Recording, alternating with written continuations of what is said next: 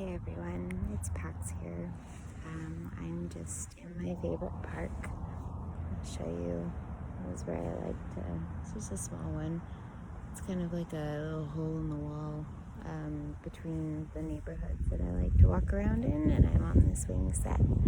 I love swinging. It makes me feel like a kid again, kind of like I'm free. Anyways, I'll get up and walk and talk to you. Having a hard week. It's been tough ever since I had that throat infection. I've been out in the sun a lot, as you can see by my brutal sunburns. I don't feel heat the same way as other people, so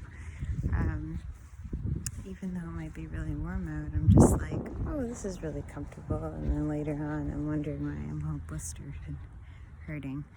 My mom was shocked. She was like, did somebody punch you in the face? Jokingly, obviously. She knows I'm not like that anymore. Though in my former life, it would have been believable. But anyways, I just thought, I had said that I was going to film a video. And I want to because it's just so weird how much can change in 2 weeks. And I know this is just a little bit of a blip in the road, but it's turning into something more than that. Illness has always been a really major trigger for me when it comes to eating disorder stuff. And when I go for a few days, like physically, literally being unable to eat, it really sets off my behaviors and my OCD, which is really bad right now. So I'm having a really hard time taking in anything solid. So I'm trying to get in touch with that GI doc.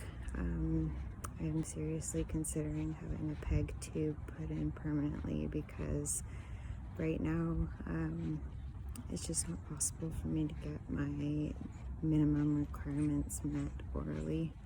My head is just, I don't know, I'm sure most of you can relate, but it just will not leave me alone. And because I'm so anxious, the nausea just makes it really hard to eat. So and also, obviously, the voice telling me that I don't deserve to eat and yada, yada, yada. So I think it would be easier for me from like even a harm reduction perspective, knowing that I don't want to get up to any kind of like goal weight per se, and that I did overshoot the safe mark, which was also an added stressor for me because I didn't want to go above that level. I have not weighed myself. I am tempted to. I'm always on Amazon looking at scales, debating on whether I should buy one, but I don't feel like it would be a good idea to do that because I know how obsessive I get with them. So I'm trying to go based on how my body is feeling, which is not very good right now, obviously.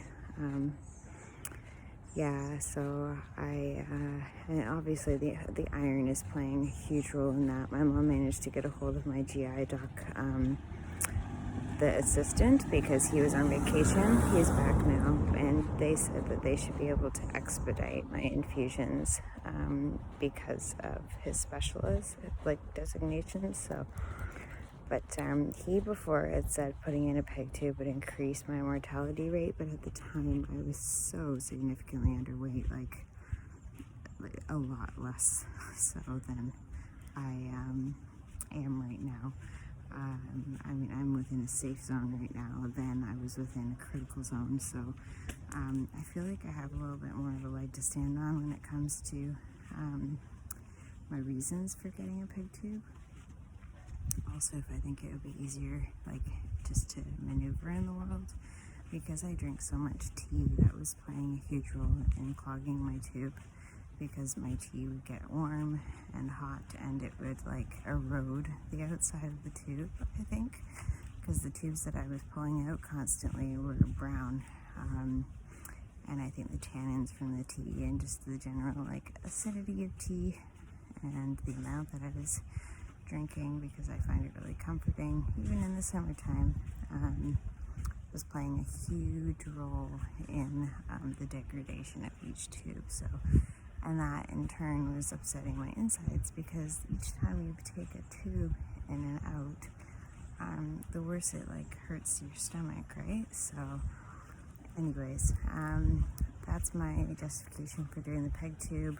I think short-term pain, long-term gain, especially since it'll be a more permanent solution, and I think I'm going to need that permanent solution if I'm going to want to live the life that I want to live. It's easy to travel with. Well, okay.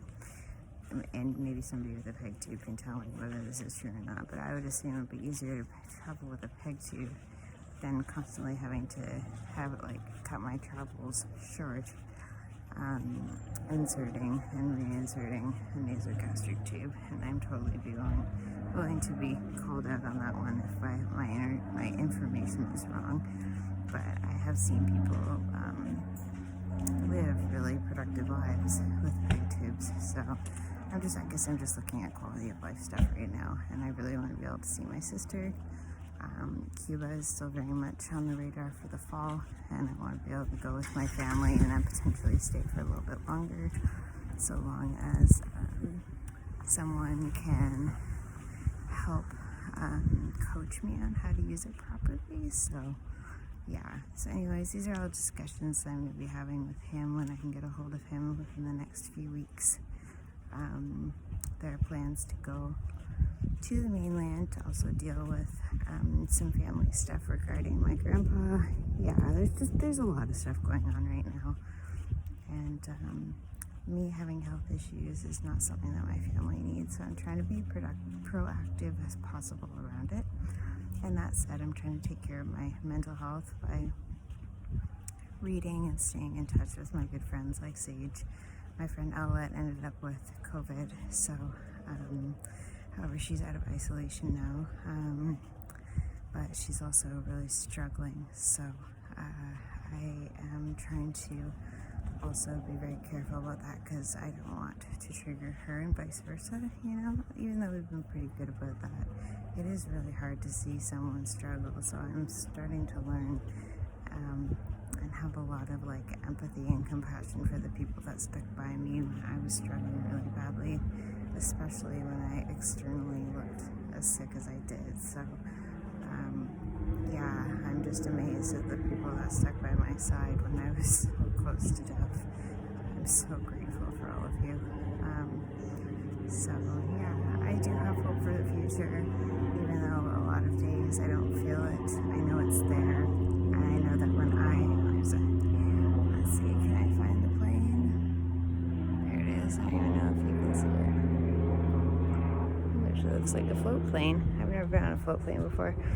Anyways, I'm holding hope, and when I'm not, Mom is, and the two of us are working hard to get me to a place where I can be dependent enough on myself, so that I can move out for the winter time, because it's going to be a really hard winter living at home again, and I don't want to be at home over the winter. It just is too stressful on the family, so we're trying to find me a place of my own before the winter, and I think having a tube put in would be the best option for that. So if anybody has had a peg tube and is willing to share their experiences with me, I would be really open to that, whether it's on YouTube or whether it's on the MPA blog, like my accountability page, whether it's on my email.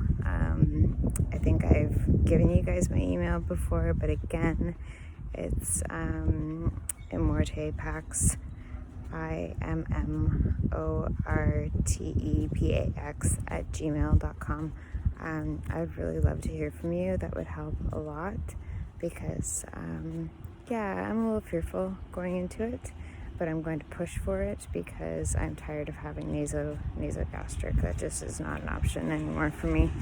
I don't want to have to keep going in to have it pulled in and out all the time. I want something that's going to stay, be permanent, and then there's there is a lot of support out there and a lot of resources that I know that will be able to help me take good care of it. So any feedback, any stories of hope, or even just stories of complications, I want to hear both sides, because I want to make an informed decision. So so I'm very much alive, staying positive, and I'm trying to anchor in the present moment as hard as it is. Sometimes looking towards the future causes me anxiety, but it also gives me hope because it gives me things to look forward to. So I love each and every one of my angels out there. I wouldn't be doing this without you. Thank you for walking this journey with me. And I hope to hear from some of you soon. Okay, take care.